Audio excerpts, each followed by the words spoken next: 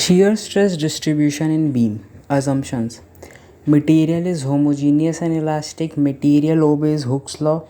Shear stress is assumed to be constant along width and variation is considered only along depth. Consider a small portion of length dx at a distance x from A between the section x1 and x2. Let beam is subjected to a uniformly distributed load of intensity W per unit run, which produces a moment M at section x1 and M plus dm, and produces a section M plus dm at section x2. The portion above neutral axis will be in compression and the portion below neutral axis will be in tension as shown. Beam लिया एक simply supported, उस पर डाला ए और B, x1 हो गया, x2 हो गया, dx का स्ट्रिप है. अगर हम साइड से देखें तो B D E Y distance पे, तो जब हम x1 और x2 देखेंगे और dx एलिमेंट जब हमने कंसीडर किया तो एक शीयर जो लग रहा होगा s और s plus D S, moment लग रहा होगा m प्लस डी एम. ठीक है, तो फिर हम देखेंगे कि m is equals to bending moment at x1 and x1 and m plus d m bending moment at x2 s is equals to shear force at x1 and s plus ds shear forces x2. Consider an elementary strip at a distance y from neutral axis. Let sigma is bending stress at section x1 at a distance y from neutral axis and sigma plus d sigma is at same location at section x2. By bending equation m by I is equals to sigma yy.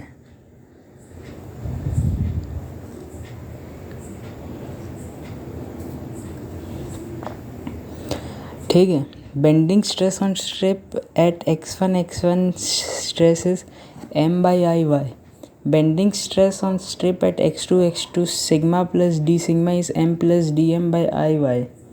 So total force acting on the strip x1 is F is equals to stress multiplied by area of stress m by I y dA. Force acting on strip at x2 sigma plus d sigma dA. So F plus dF is equals to m plus dm upon I y dA. Net unbalanced force on strip dF m plus dm upon I y dA minus m by I y dA. So dF force जो हो गया basically m by I y a. Total unbalanced force on all layers A, B, C, D. All layers.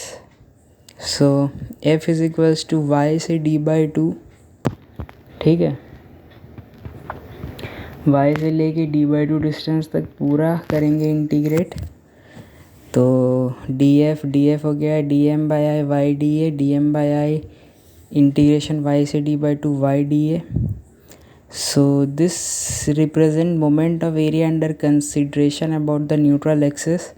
So y d by 2 y dA is equals to a y dash and F is equals to dm by I a y dash.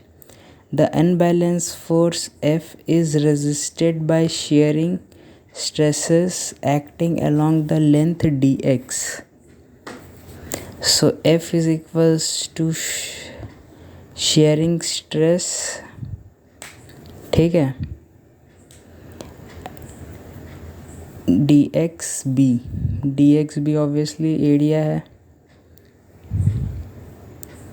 So dm by I a y dash equals to b stress dx. So stress हो गया dm by dx a y dash upon ib and dm by dx shear force है. At any section ay is moment of area about y about neutral axis. Y dash distance of centroid of area above y from neutral axis. I moment of inertia. Analysis of direct shear stress is done by shear stress is equals to shear force Q by I into thickness. Q is first moment of area integration y dot dA. Side से section लेंगे y element दूरी पे एक dy का strip consider करेंगे। ए जो है area above the point होगा और below the point where stress calculate. YC जो है distance of centroid above area और below area from neutral axis. तो अगर हम टी सेक्शन की बात करेंगे और अगर हम उस वाले सेक्शन की बात करेंगे, ठीक है, ये टी सेक्शन इसमें ऊपर वाला एरिया और नीचे वाला एकदम top most and bottom most है, तो YC और YC नीचे। अगर हम बीम की बात करें तो Y दूरी पे dy का एलिमेंट है, और अगर हम टॉप की ही बात करें वेब और फ्लेंज की तो YC1 और YC2 Q हो गया। तो अभी एक क्वेश्चन आ जाता है हमारे पास, determine direct stress at point ABCDE। ये I सेक्शन का बीम है। तो सबसे पहले VP + VQ 40, moment at P निकाल के VP और VQ निकाल लिया। अब क्या करेंगे, अब हम आ जाते हैं अपने एरिया वाले पार्ट पे। तो A और E पे तो सिग्मा शियर स्ट्रेस 0 होगा, टॉप मोस्ट पॉइंट है। नाउ न्यूट्रल एक्स I जो होगा, I निकालेंगे, वो होगा BD फुल सेक्शन का BD³/12, और उसमें से माइनस कर देंगे जो स्लैश सेक्शन है, ठीक है, ताकि I सेक्शन का I न्यूट्रल एक्सिस निकल जाए। Now shear stress of web निकालेंगे, तो वही शियर स्ट्रेस जो निकला 16 इंटू एरिया और डिस्टेंस ऑफ सेंट्रॉइड INA और थिकनेस ऑफ वेब। फिर फ्लेंज का बात करें शियर स्ट्रेस का, तो वो हो गया VQ/IT, ठीक है। और अगर हम C की बात करें, B के जगह C की, तो YC1 हो गया उसका डिस्टेंस सेंट्रॉइड से, YC2 हो गया उसका डिस्टेंस सेंट्रॉइड से, और Q जो हो गया C पे निकालने के लिए YC1A1 + YC2A2। तो इससे हमारा सिग्मा C का भी निकल गया शेयर स्ट्रेस। उसके बाद फिर हम बात करें तो हमारा D का भी शेयर स्ट्रेस बेसिकली निकल जाएगा इसी फॉर्मूले से। तो ये बहुत ही अच्छा क्वेश्चन था। अब हमने फिर इसका प्लॉटिंग कर दिया A पे, B पे, C पे, D पे और E पे। Depth along parabola, direct stress parabolic distribution.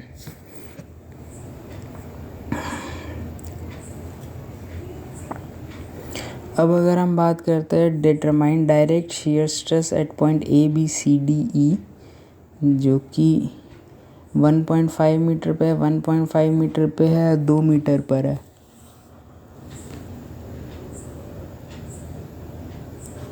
अब हम I सेक्शन की ही बात करते हैं। 258 mm का जो I सेक्शन है, ठीक है, इसका हम सब निकालेंगे, तो वही बेसिक फार्मूला लगेगा। अब हम आ जाते हैं क्वेश्चंस प्रूफ्स पे। Why parabolic shear stress in distribution.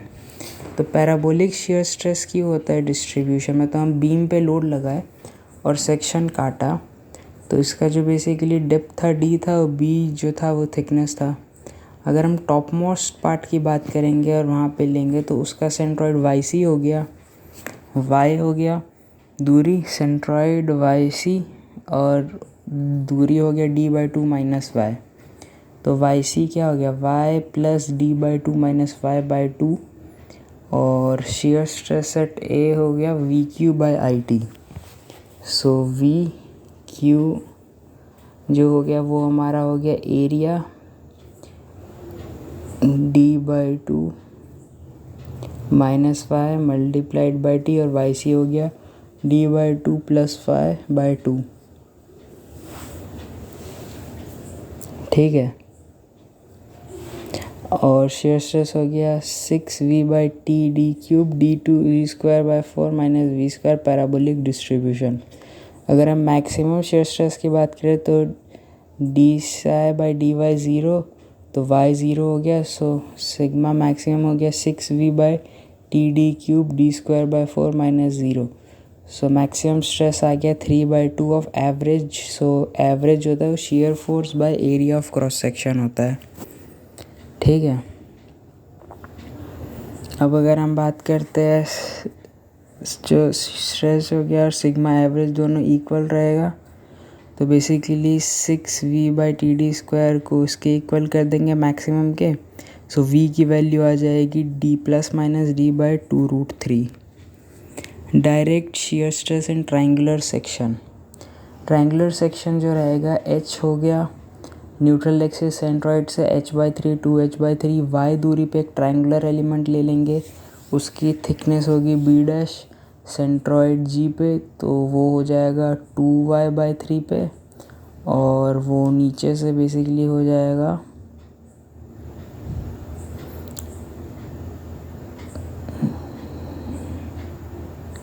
2h/3 minus 2y/3। तो जो शियर स्ट्रेस होता है VQ/IT होता है, VQ जो होता है वो half y b/h y 2/3 h minus y neutral axis से डिस्टेंस। ठीक है, तो shear stress 12v/bh³ hy minus y square. Maximum stress की बात करें मैक्सिमम x dy0 सो y h/2। तो अगर हम मैक्सिमम शियर स्ट्रेस की बात करते तो वो 3/2 एवरेज होता है। Shear stress about neutral axis y 2h/3, तो सिग्मा न्यूट्रल एक्सिस 4/3 एवरेज होता है, और डायग्रामेटिक रिप्रेजेंटेशन कुछ इस टाइप का होता है। न्यूट्रल एक्सिस पे शियर स्ट्रेस 2h/3 पे रहता है, ठीक है, और सिग्मा मैक्सिमम जो रहता है वो 3/2 एवरेज का रहता है, और न्यूट्रल एक्सिस पे 4/3 एवरेज का रहता है, और एवरेज होता है 12v/bh³ hy minus y square. Circular का होता है एवरेज v/π/4 d स्क्वायर, और डायमंड का होता है v/1/2 multiplied by h minus h/2 multiplied by 2। अब अगर हम शियर एलिमेंट की बात करते हैं तो क्वेश्चन 15 जो था ये वर्कबुक का बहुत ही अच्छा क्वेश्चन था। ठीक है, इसमें बोला था कि स्ट्रेस वेरी करता है अलॉन्ग डेप्थ, सो d/3 d/3 d/3 डिस्टेंस के 3 स्ट्रिप है वो हम कंसिडर करेंगे। अब हमें स्ट्रिप का एरिया बोला था, तो dA हो गया t/dy, तो dF क्या होता है shear stress multiplied by area, तो फिर d6 d/6 से लेके d/6 तो डिस्टेंस हो गई और d/2 तक पूरा गया है, तो उसका शियर स्ट्रेस उस d/3 सेक्शन में कितना शियर स्ट्रेस लगेगा ये निकालना था। अब अगर हम बात करते हैं स्ट्रेस एलिमेंट की, तो बेंडिंग नॉर्मल स्ट्रेस से बेंडिंग होता है, डायरेक्ट शियर स्ट्रेस होता है ड्यू टू लोडिंग, और अगर हम इसको मोड़ेंगे तो ऊपर कंप्रेशन नीचे टेंशन। सो कंप्रेशन में दबेगा ए पॉइंट पे, और बी जो है टेंसाइल फैलेगा, सी पे कंप्रेसिव दबेगा, डी पे टेंसाइल फैलेगा। Direct shear stress distribution current different loading का बात करें तो ये टी सेक्शन का है, ये एच सेक्शन का है, एक आई सेक्शन का है, और एक विदाउट विथ चेंज नहीं हो रहा है सडनली, और एक आई सेक्शन अच्छा डायग्राम के साथ है।